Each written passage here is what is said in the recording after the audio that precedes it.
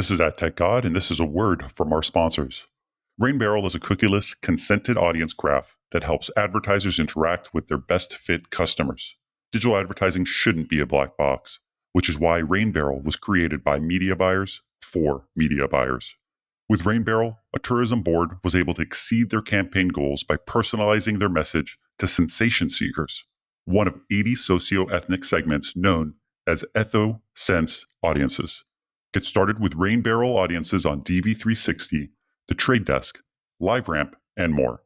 Or try out RainBarrel for free at rbarrel.com. That's RBARREL.com.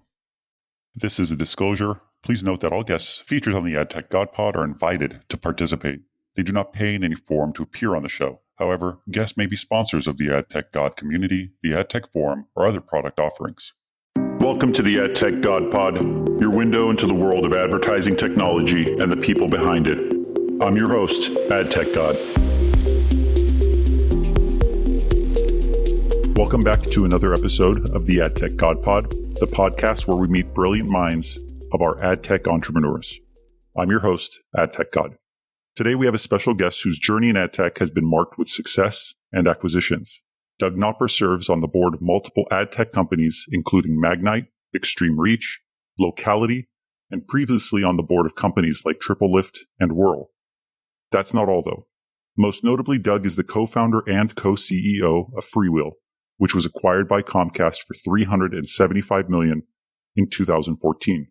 Freewheel remains a major player in the CTV space, and for those who do not know, Freewheel is a comprehensive platform for buyers, sellers, and publishers which work with connected TV and video partners across the globe.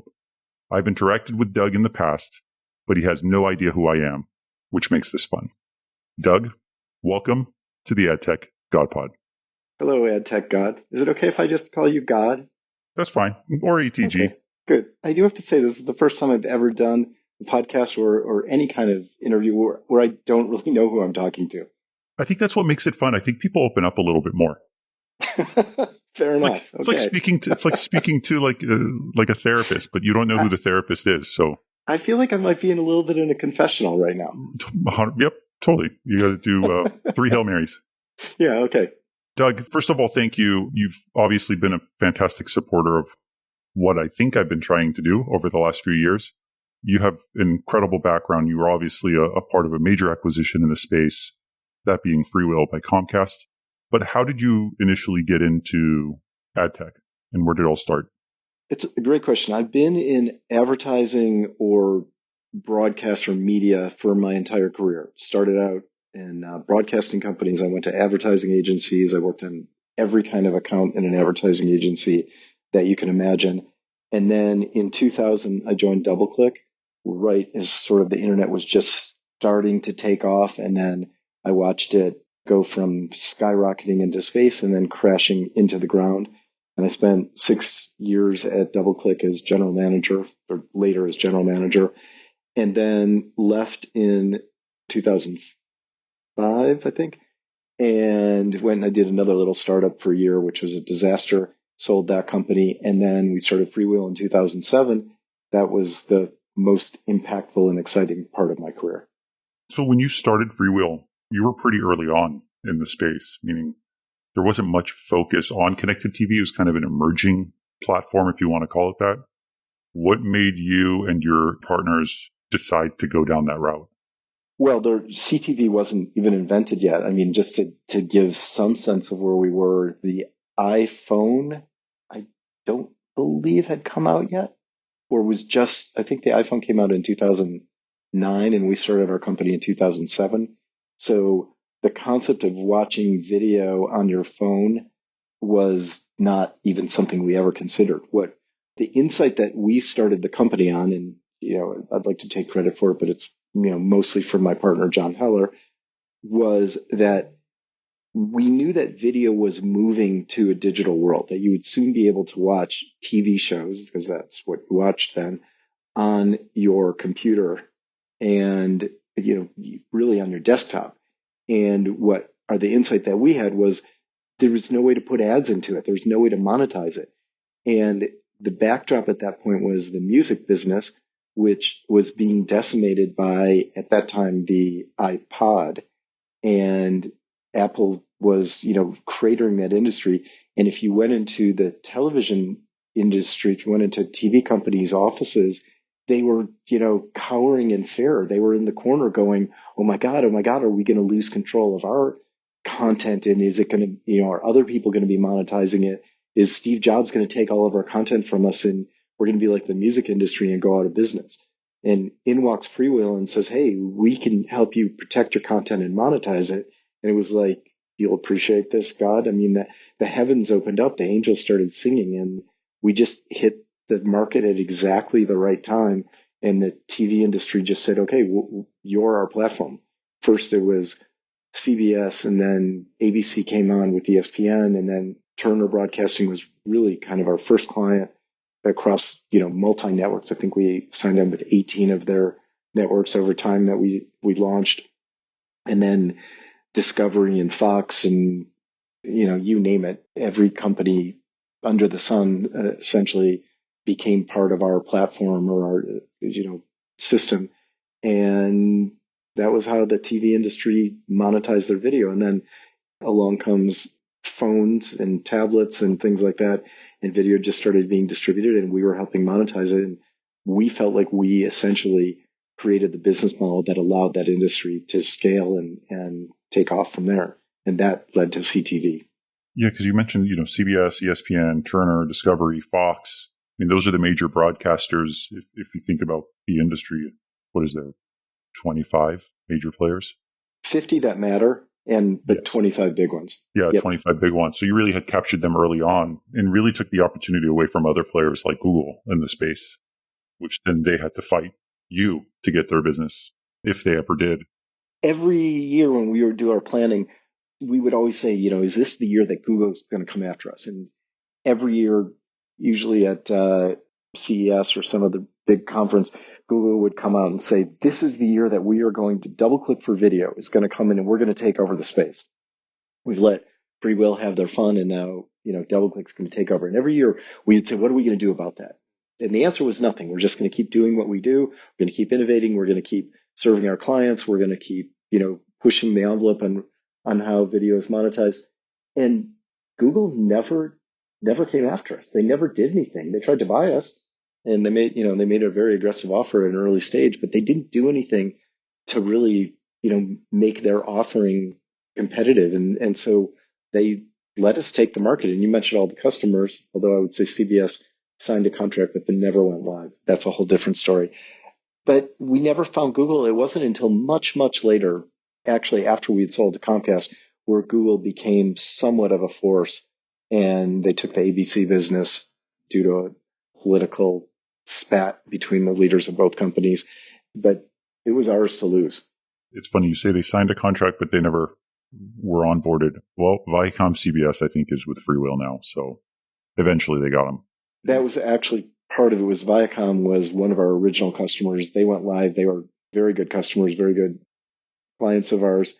And CBS was obviously separate at that time. They signed the contract. Then they went out and they bought CNET. CNET had its own advertising technology and they tried to adapt to that. And then over the years realized that wasn't working. And they became part of Viacom and CBS got together and ultimately came onto Freewheel in the later years.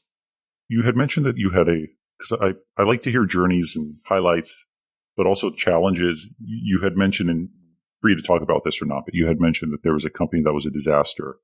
Without naming names, what happened there?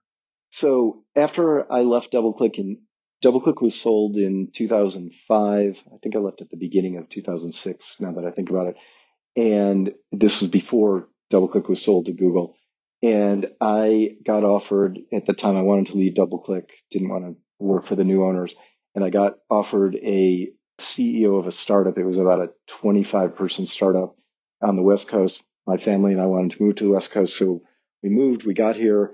And it's funny that the company now in this day and age, in the age of cryptocurrency, and it probably would have been very successful at that time in 2006 and 2007. The world was not ready for that.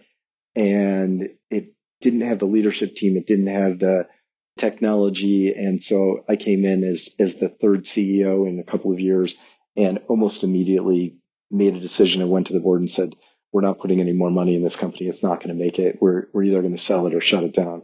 And we sold it for not a lot of money. It wasn't a great outcome. It was fine for me. I think timing's a big part of it. Obviously, with you starting Freewheel, not even thinking about the connected TV space, but really thinking about just video in general. You caught the opportunity really early and just rode it to the top. When you think about industry trends and the direction that we're heading in, whether in connected TV or otherwise, where do you think we're heading with all this, right? The consolidation, there's, even less players in the market today than there were 4 years ago.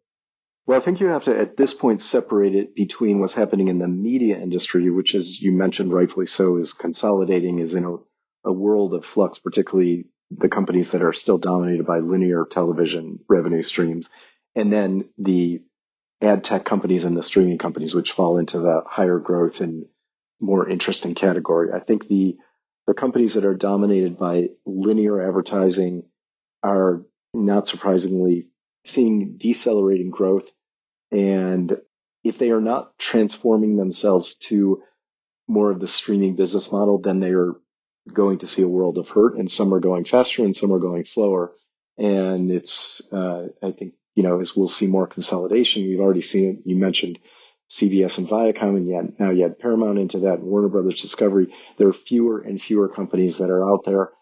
I don't necessarily think that's a bad thing, because when you look at what's happening in the streaming world, I saw a slide from Terry Kawaja at Luma Partners, which I found fascinating, in that if you define the media companies more focused on video, or television is the center of their gravity, but you look at it as linear is the center of their gravity, or sort of the old school companies. And then you look at the streaming companies, the ones that where video is, delivered in a streaming digital fashion, obviously Netflix and Amazon and so on. The first category has declined, not dramatically, but has declined by, I want to say 5% CAGR over the last probably 7 or 8 years. I can't remember the specifics of the slide. And the other one has accelerated dramatically. And so you're actually seeing viewership and video hours spent watching and monetization is up dramatically when you look at the industry as a whole. It's just many of the companies have not made that shift from the traditional linear side of the house to the digital side of the house. And then on top of that, the part that I think is scary for all of the media companies, whether they're digital or linear, is TikTok and Instagram Reels and those types of short form, easily digestible content are hitting their stride. And I don't know if you've spent time, if you've gotten sucked into the TikTok, world, but it's really easy to waste an hour or 2 hours just scrolling through super interesting videos, stupid videos, crazy videos, funny videos, informative, educational. And I think that there's a lot of lessons in what content will look like in the future. And I think that's the next frontier that we'll start to see even the streaming companies start to try and figure out.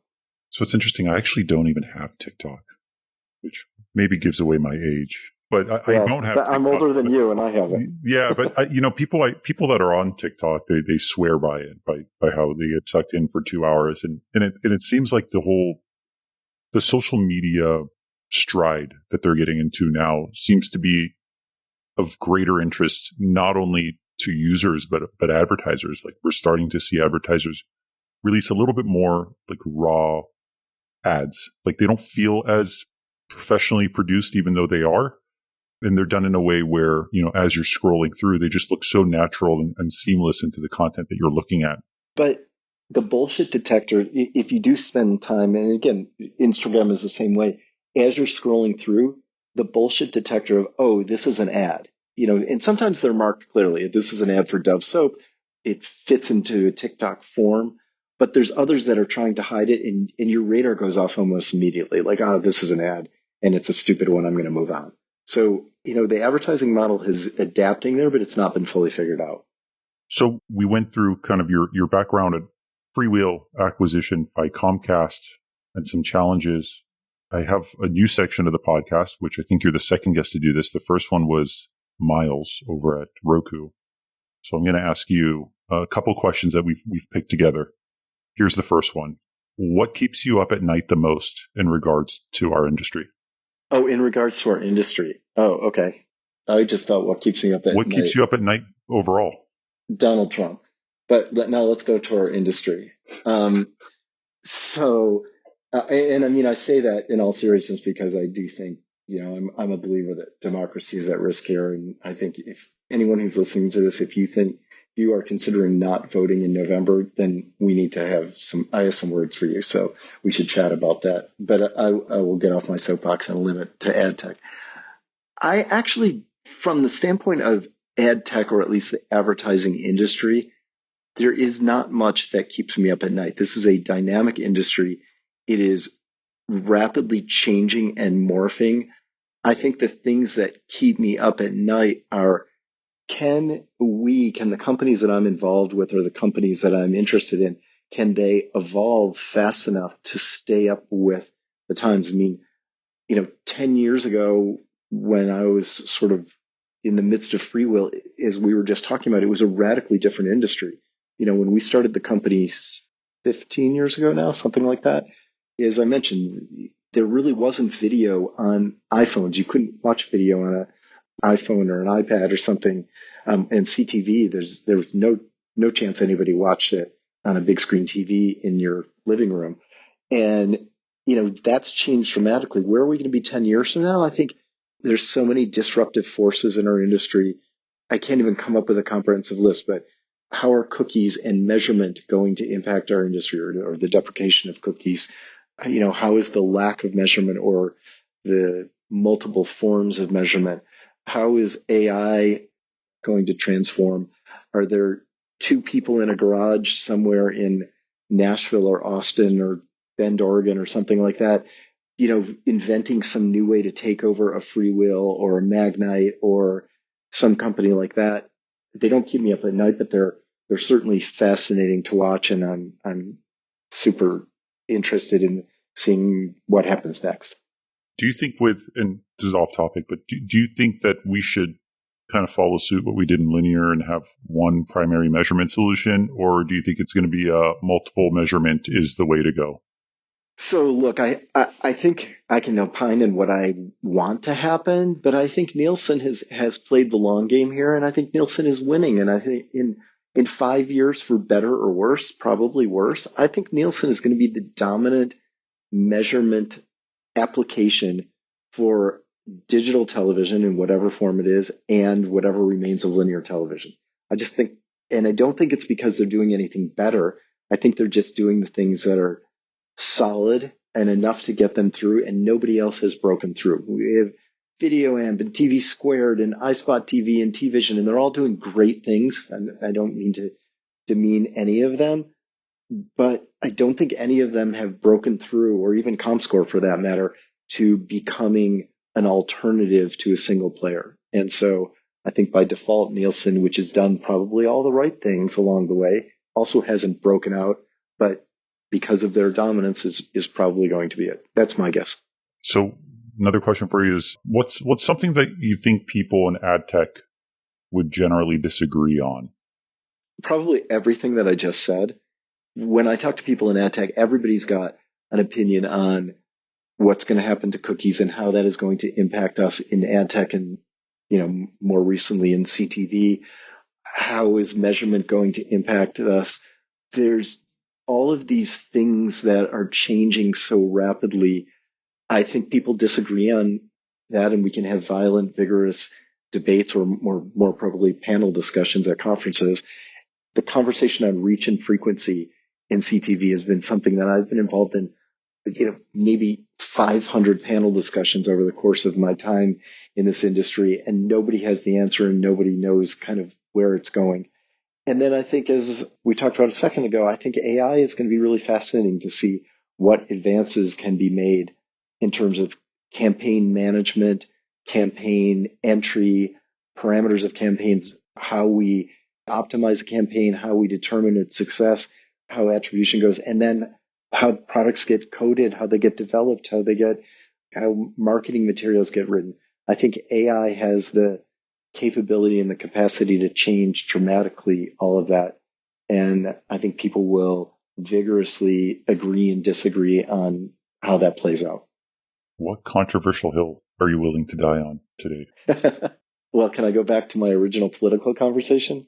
It's up to you. It's whatever you decide. This is a pretty casual podcast, to be honest. I mean, like staying on the political side for a second, I think that we as a country have a lot at risk right now. And so the hill that I'm willing to stand up and hopefully not die on, but is, the need to make this country better and to take us into the future, where we can compete and we can have benefits for everybody and make the world a better place, not a worse place. And, solve some of the problems that we have with climate change and education and mental health and things like that.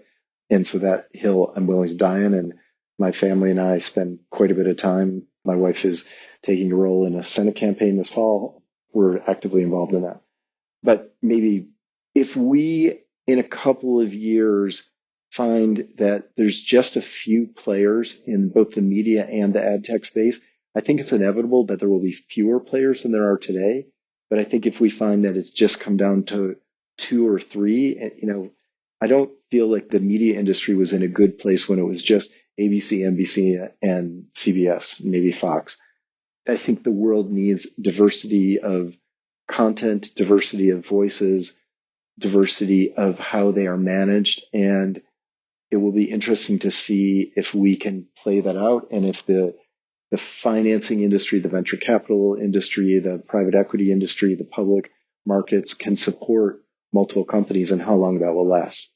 I won't say those are hills that I'll die on, but I'll certainly take a sword out and battle some people over those. Awesome. Your background's obviously impressive, Doug, and I think many of us wish we had the type of success you've seen. So thank you for being here. So there's really one last thing I want to ask you. There's a lot of people who are just starting out in ad tech. They're new, they're entry level 2-3 years in, and they're trying to get a grasp on what the right path is for growth. But what advice would you give to people that are starting out in their career?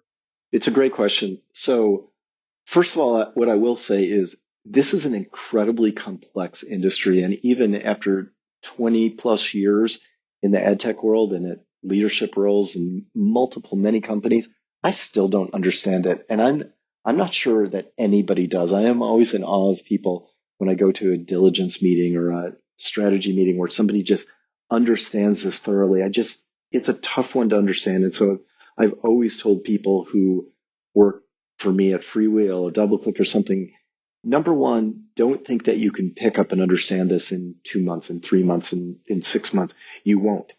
So don't get frustrated by the fact that you don't understand it. That's number one.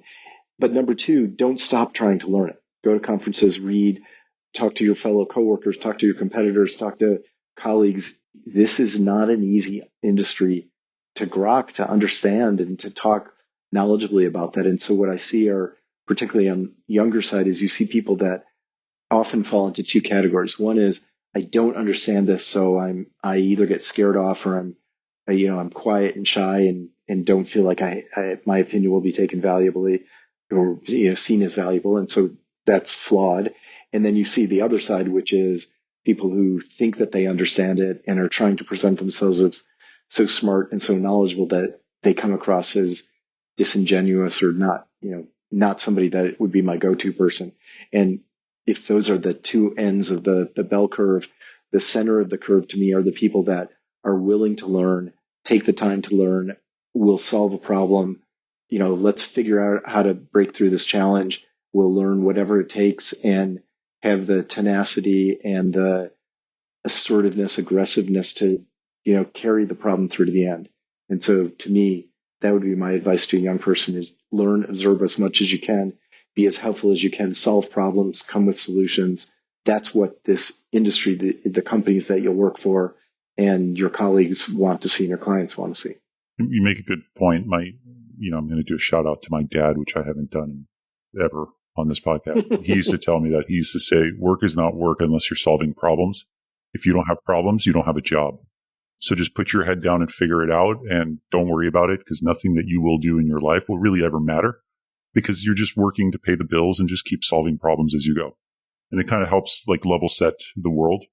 Another great thing is really the curiosity piece. I think that's really important in any workplace, is kind of like a safe space to sit down and have conversations with colleagues and ask those dumb questions. That's actually one of the reasons why I made that Slack community. It's one of the reasons why I did this podcast. It's not for the CEOs of companies to listen to. It's really for just every regular AdTech employee to talk, hear about how people either made it or didn't make it, and then hopefully get some guidance in their own life. So, Doug, that's the end of our podcast. I really want to thank you for being here and thank you for the trust just over the years. It's been incredible. My pleasure. Thank you, God. Awesome. Speak soon. Thanks for tuning in to another episode of the AdTechGod Pod, a podcast for the people, about the people that make AdTech great.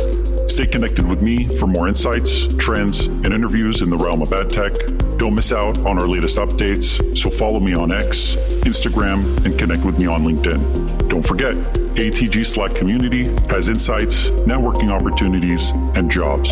Keep the conversation going and stay at the forefront of AdTech innovation.